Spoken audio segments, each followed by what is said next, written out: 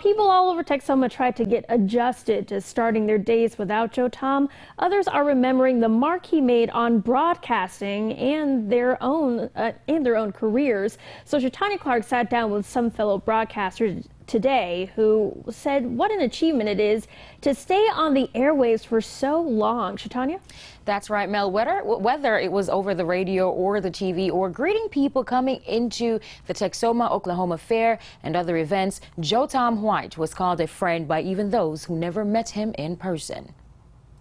Don't you dare miss it. With a career that spanned decades and a voice recognizable from every corner of Texoma, this North Texas legend can never be replaced. I came to town in 1972, and there was one name that I heard when I got here, and it was Joe Tom White. He was a broadcast legend, so much so that he was actually in the Texas Hall of Fame. So he's an award-winning broadcaster, and he really believed not only in Wichita Falls, but the entire Texoma area. While Texomans are heartbroken to learn of the passing of Texoma country host Joe Tom White, they cherish years of memories and waking up to his voice on the radio and later TV.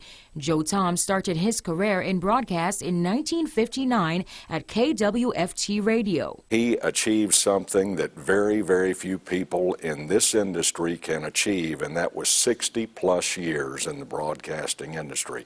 We all wish we could be so lucky.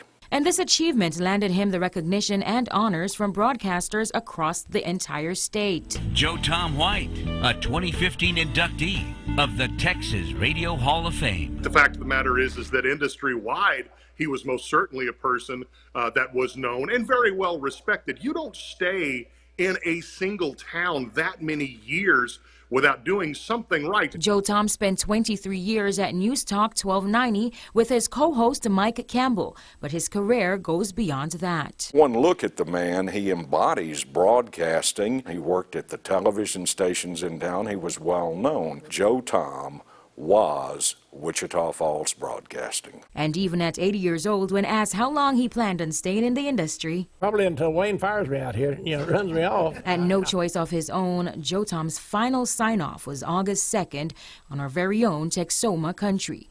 He will truly be missed.